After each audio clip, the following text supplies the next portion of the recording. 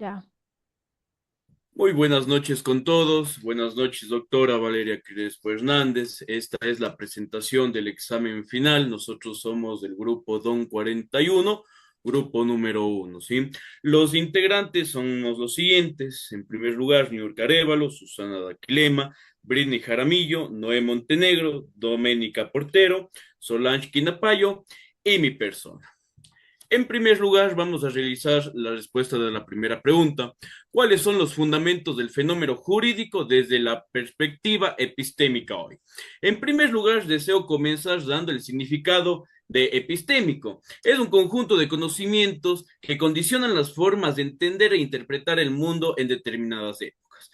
Para saber el fundamento del fenómeno jurídico, desde la perspectiva actual debemos analizar ciertos puntos. Por ejemplo, ¿cómo justifica su validez?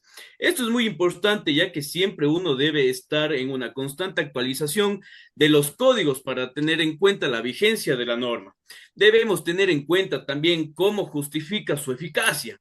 La eficacia se asegura con el cumplimiento de ciertos requisitos formales en el proceso de la creación, así como observando los principios técnicos jurídicos que rigen en un ordenamiento jurídico determinado.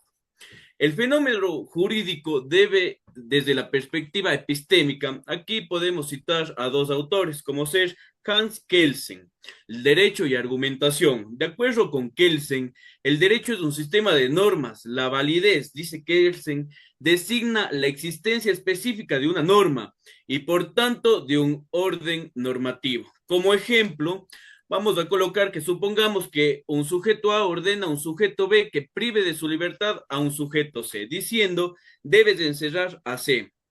Se trata de un acto de voluntad de A dirigido con intención a B. El sentido de dicho acto es dar una orden a B. Por su parte, el sujeto B se preguntará si la orden que A le ha dado constituye una norma. ¿Se trata de algo que B debe hacer conforme al sistema jurídico o solo algo que A quiere que B lo realice? Para responder este ejemplo, B debe averiguar si dentro del sistema jurídico existe alguna norma que autorice a para darle esa orden, ya que de acuerdo con Kelsen, el derecho es un sistema de normas. Por otro lado, lo citamos a Ehrlich en el derecho como fenómeno social. Según la perspectiva de Eugen Ehrlich, el derecho no es la norma escrita, es la práctica social, las relaciones de poder. Aquel fundamento es empírico. Manifiesta que el derecho se conoce cuando se observa a los comportamientos de la sociedad. En conclusión, los fundamentos del fenómeno jurídico en la perspectiva epistémica hoy se basan en la acumulación de conocimientos para así tener más claras las normas y estar actualizados para poder defender a las personas en el ámbito profesional. A continuación, mi compañera Solange. Muchas gracias, compañero. Continuaré yo con autores relevantes y también daré una opinión de el autor Eugen Erling, ¿no? Donde él argumenta que el derecho se manifiesta en la práctica social y no solo en las normas escritas. La realidad social es fundamental para entender el derecho. Un ejemplo claro es la lucha de las comunidades indígenas. En el Ecuador muestra cómo el derecho se aplica en la realidad social más allá de las leyes formales. A continuación también el autor Robert Alexi, ¿no? En su obra Teoría de la Argumentación, él plantea que el derecho debe ser entendido como un sistema de argumentos que se utiliza para justificar decisiones legales. La argumentación es clave en en la interpretación del derecho. Un ejemplo es en un juicio, los abogados utilizan un argumento basado en normas y principios para defender sus posiciones, mostrando la importancia de la argumentación en el derecho. Tengo otro ejemplo, Norberto Bobbio en su obra Teoría del Derecho Positivo. Borbio sostiene que el derecho es un conjunto de normas que regula la convivencia social. La positividad del derecho implica que las normas deben ser claras y accesibles. Un ejemplo claro también tenemos en la ley de la comunicación en el Ecuador, donde debe ser aplicada de manera que respete la libertad de expresión y los derechos de los ciudadanos. Otro autor muy relevante está el señor Fully, en su obra La moralidad del derecho. Fully argumenta que el derecho debe ser justo y accesible. La moralidad es esencial para la validez de las normas jurídicas. Un ejemplo muy claro, tenemos las leyes que promueven la equidad y la justicia social. Son ejemplos de cómo el derecho puede ser moralmente válido. Y por último, voy a citar a Michel Foucault en su obra Vigilar y Castigar. Foucault analiza el derecho como una herramienta de control social. El poder y el derecho están interrelacionados y las normas pueden ser utilizadas para regular comportamiento. Un ejemplo, las leyes de seguridad pública pueden ser vistas como mecanismos de control social que afectan la libertad y individualidad. También voy a dar mi conclusión. Desde la perspectiva epistémica actual, los fundamentos del fenómeno jurídico se basan en la interacción entre la validez y la eficacia de las normas, así como en su relación con la realidad cotidiana de las personas. Autores como Casey, Erling, Alexis, Bobbio, Fulling y Foucault han contribuido a esta visión, destacando la importancia de comprender el derecho como un sistema de normas, argumentos, principios y prácticas sociales. Muchas gracias. A continuación, mi compañero Noé va a continuar. Buenas noches con todos, gracias por haberme cedido la palabra, compañera Sol. Bueno, hoy citaré pues, al colombiano Javier Mendoza de la Rosa, un colombiano psicólogo magíster en educación. Pues. Él establece, ¿no es verdad?, como un método inicial del conocimiento del derecho, donde trata de dilucidar. ¿Qué quiere decir con esto? Pues que de esta manera trata de aclararlo, explicarlo para su posible resolución. La epistemología, como rama de la filosofía, se encarga de estudiar los procesos de aprendizaje del ser humano. Y la epistemología como derecho es la forma como un ser humano aprende sobre derecho. Pues de esta manera Javier Mendoza de la Rosa pues lo fundamenta. En la actualidad, ¿no verdad? Se enfatiza mucho lo que es el pensamiento dúctil, la argumentación, la oralidad y la búsqueda de la verdad en el proceso. Para que se entienda mejor. El pensamiento dúctil, que es la capacidad mental de adaptarse, flexibilizarse y transformarse sobre nuevas situaciones. La argumentación, que es el conjunto de razonamientos de índole teórico-práctico que se utilizan para fundamentar. Y la oralidad, que es el método de comunicación verbal más antiguo y fundamental, que es usado en un principio procesal y un modelo de gestión que prioriza la palabra hablada sobre la escrita. Pues entonces sí se sostiene que el derecho no son solo normas abstractas, sino que es una práctica social dinámica que convierte conductas humanas en jurídicas. Bueno, le pasaré la palabra a mi compañera Doménica Portero. Gracias. Bueno, yo le voy a decir sobre la segunda pregunta. ¿Cuál es el rol social del derecho en la actualidad desde su relación con otras ciencias sociales? Es importante comprender que el derecho no puede analizarse de manera aislada, sino dentro del contexto social, político y filosófico, en el que se desarrolla el derecho constituye un sistema normativo que regula la convivencia humana y garantiza la protección de los derechos fundamentales.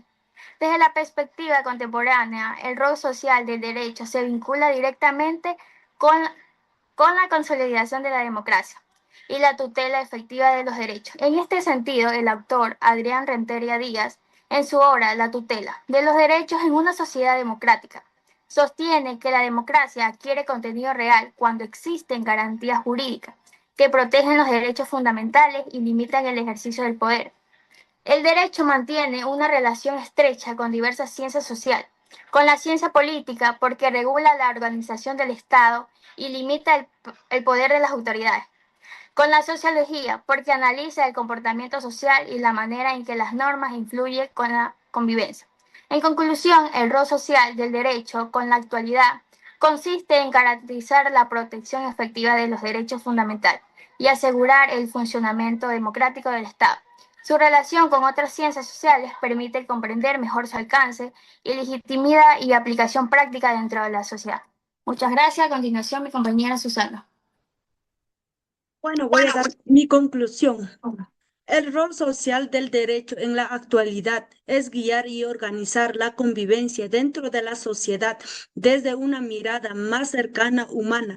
El derecho no trabaja solo, sino que se apoya en la sociología, la economía, la psicología y la ciencia política para entender mejor cómo vive y piensa la persona. Gracias a esa relación, el derecho puede comprender los problemas reales y dar soluciones más justas. Su función es resolver conflictos, proteger derechos y buscar equilibrio. También analiza situaciones como la pobreza o la violencia para proponer normas solidarias. Así el derecho se conviene en una herramienta de orden y cambio social. Gracias. Le doy el paso a la compañera Britney. Muchas gracias, compañera. Vamos con la tercera pregunta, que es, de los modos de actuación del abogado, ¿cuál escogerías para tu ejercicio profesional? Pues yo basándome en lo planteado por la Universidad Nacional Autónoma de México sobre los mecanismos alternativos de solución de conflictos, considero que el modo de actuación que escogería para mi ejercicio profesional sería el del conciliador. Este enfoque busca resolver los conflictos mediante el diálogo y la participación voluntaria de las partes, permitiendo llegar a un acuerdo sin necesidad de acudir a procesos judiciales extensos. Desde mi perspectiva, este modo es importante porque facilita soluciones más rápidas, reduce gastos y ayuda a mantener buenas relaciones entre las personas involucradas. Además, pienso que la conciliación permite que la justicia sea más accesible y práctica, ya que se enfoca en encontrar soluciones que beneficien a ambas partes y respondan mejor a sus necesidades reales. Un ejemplo sencillo sería un conflicto entre dos vecinos por el ruido excesivo. En lugar de llevar el caso a juicio, el abogado conciliador puede reunir a ambas partes para dialogar y buscar un acuerdo, como establecer horarios en los que se permita hacer ruido, logrando así una solución pacífica y satisfactoria para ambas partes. A continuación, mi compañera Niurka. Muy buenas noches, abogada. Sobre la pregunta final de los modos de actuación del abogado, ¿cuál escogería para tu ejercicio profesional?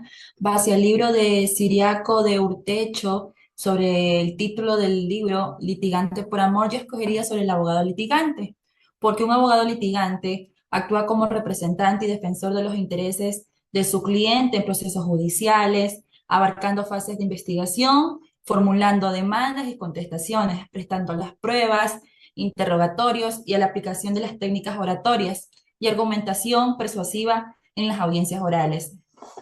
Su actuación combina la estrategia legal, la ética profesional y el manejo procesal para obtener una resolución favorable. También con la ética intachable como la pasión por la justicia y la empatía hacia el cliente. En primer lugar, como pilar fundamental, considero que la base para ejercer el profesionalismo como litigante es en el campo del derecho, se basa en la ética. Esto implica actuar con honestidad, transparencia y respeto hacia todas las partes involucradas, el cliente, la contraparte, los jueces y la sociedad en general. La pasión por la justicia, el derecho no solo debe ser un trabajo, sino una vocación. Un abogado debe sentir la verdadera pasión por la justicia y el deseo de defender los derechos por su cliente, ¿no? Y por último, la empatía hacia el cliente. Cada cliente es un mundo diferente, como sus propios problemas, sus miedos y sus expectativas. Un buen abogado debe ser capaz de ponerse en el lugar del cliente, comprender la situación y ofrecerle su apoyo integral, tanto legal como emocional. La empatía permite construir la relación, la confianza y trabajar juntos para alcanzar la mejor solución posible. En resumen, pues, mi modo de actuar ideal como abogada sería aquel que combine la ética, la pasión por la justicia y la empatía, buscando siempre el bienestar del cliente y la construcción de una sociedad más justa. Muchas gracias. Muchas gracias, doctora, por la apertura a nuestro grupo.